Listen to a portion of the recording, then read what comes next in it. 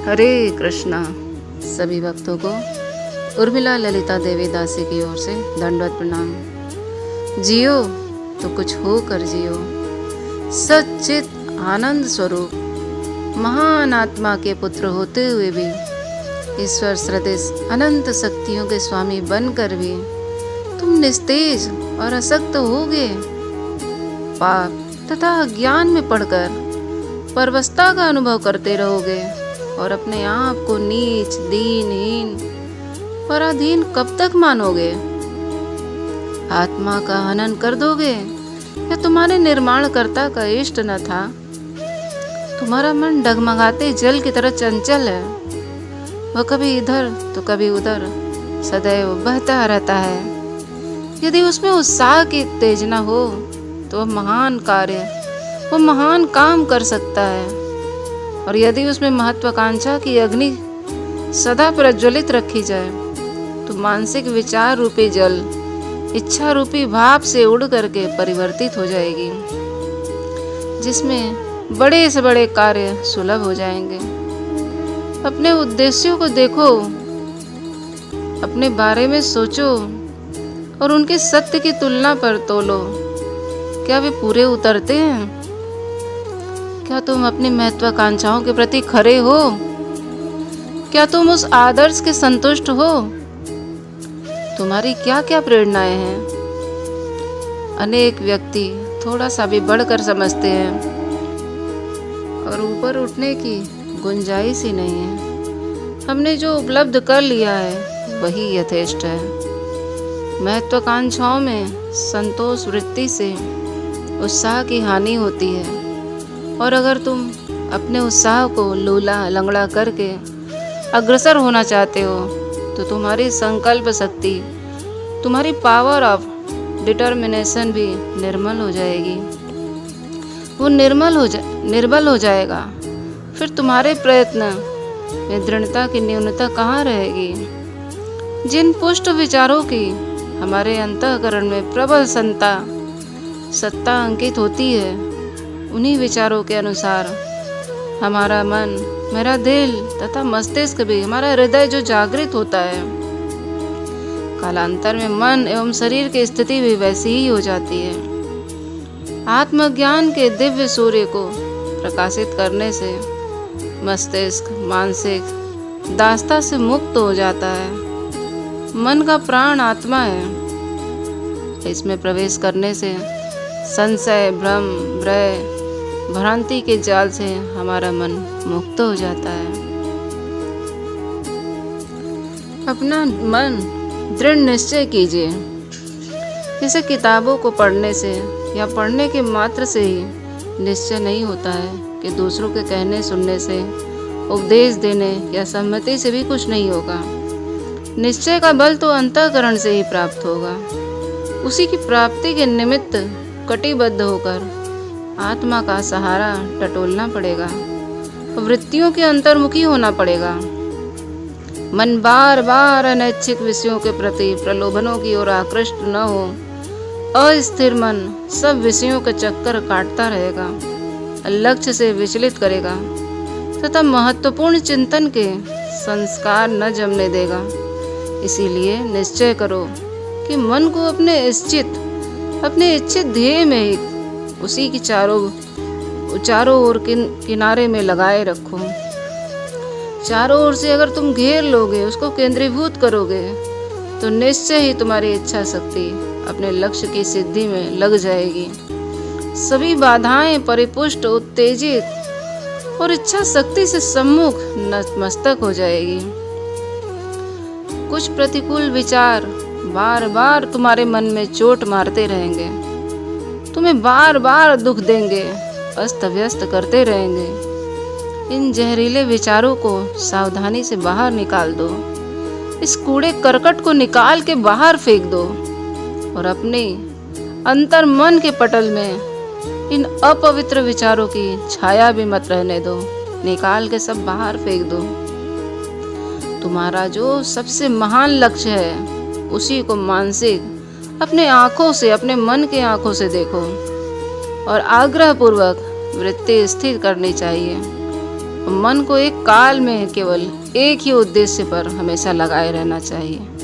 आंखें बंद करके मानस के नेत्रों में उसे स्थिर करो और सोचो कि हमें इस काम में, जो मेरा शुभ काम है, उसमें मुझे हर तरह से अपना 100% देना है। तुम जो इष्ट है, तुम्हारे जो भगवान है, जैसा तुम वास्तव में होना चाहते हो, उसको स्पष्ट लिखकर एक स्थान पर टांग दो और रोज उसको पढ़ो और उस पर मनन करो। मानसिक प्रवाह को खोलते रहो। एक निश्चित समय पर उस स्थान में प्रवेश करो और दृढ़ता से अपने दृष्टि की ओर देखते रहो और कुछ काल के बाद नेत्रों को बंद कर लो, अपनी आंखों को मूंद लो और अपने ऊपर विचार करो और अपने मन के प्रत्येक स्तर में उसी इष्ट का, उसी भगवान का दर्शन करो जो तुम्हारे अपने इष्ट हैं, जिनसे तुम प्रेम करते हो। तुम्हारे खून में यही इष्ट, तुम्हारे सांसों में वही इष्ट चल रहे हैं, वही भगवान चल रहे हैं। तुम्हारा अणु अणु उन्हीं की सिद्धि के लिए विह्वल हो रहा है। जितनी ही यह दिव्य विहलता उपार्जित करोगे, उतना ही उत्तम होता चला जाएगा। तुमको याद रखना चाहिए, यही तुम्हारी श्रद्धा, यही तुम्हारा न्यून है। तुम इसको मिथ्या या अनित्य समझोगे तो कदापि कुछ भी प्राप्त नहीं कर पाओगे, कुछ पा ना सकोगे। निज विश्वास के अनुसार ही तुम्हें सिद्धि प्राप्त होगी। यदि तुम्हें खुद के बल पर विश्वास है, भरोसा है, तभी तुम कुछ पा सकोगे। ये भ्रम है, अविश्वास है तो साधन अपूर्ण ही रहेगा।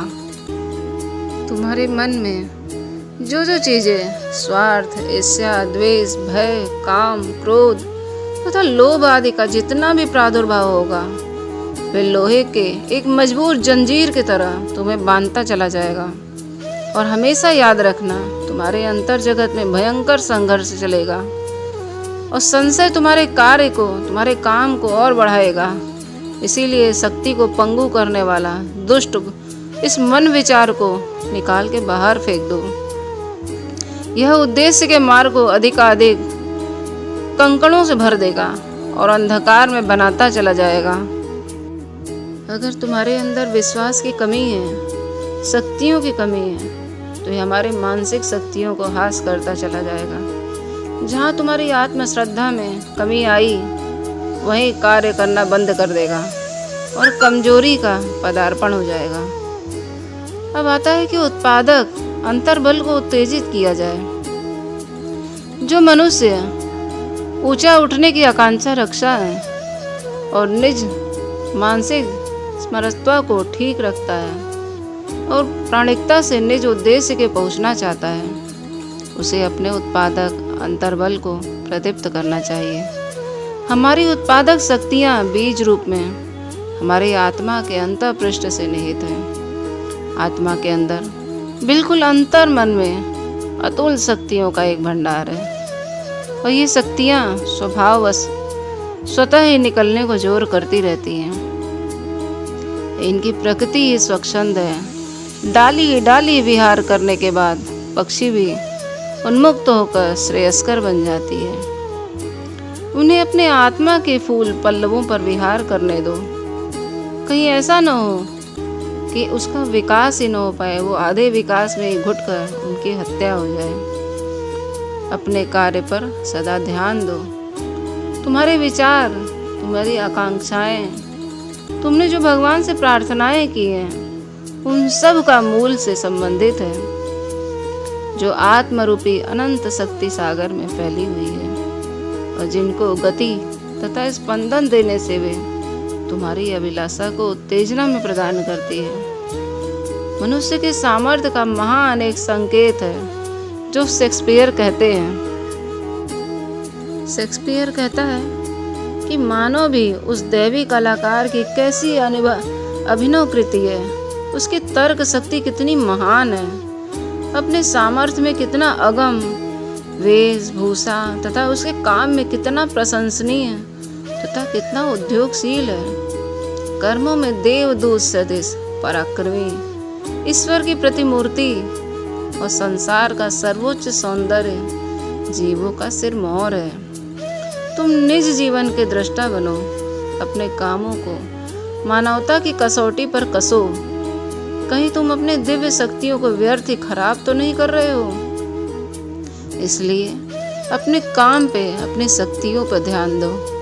व्यर्थ की बातों को छोड़ दो, उनमें मत ध्यान दो, वरना जिस काम के लिए तुम्हारा इच्छा शक्ति जगा है वो बाद में फिर मैला हो जाएगा और तुम अपनी इच्छा शक्ति के कारण उसे पा न सकोगे। इसीलिए अपने काम पे एकाग्रचित्त होके भगवान का ध्यान करते हुए उस काम में आगे बढ़ो। हरे कृष्णा। सभी भक्तों को मेरा दंडवत प्रणाम। तो कहने का तात्पर्य ये है कि हमने मनुष्य शरीर धारण करके यहाँ पर आए हैं तो हमें कुछ करना चाहिए। ये जीवन यूं ही व्यर्थ न हो जाए, किसी काम में ना आए। किसी को सेवा करके, कुछ बनकर, कुछ अच्छा काम करके, भगवान का भक्ति भजन करके हमें ये मनुष्य शरीर को छोड़कर भगवान के धाम निकलना चाहिए। सबका अलग अलग लक्ष्य है। अच्छे अगर शुभ लक्ष्य है तो उसके काम में एकाग्रचित्त होकर आगे बढ़ना चाहिए। हरे कृष्णा कृष्ण कृष्ण हरे हरे, हरे राम राम राम हरे हरे।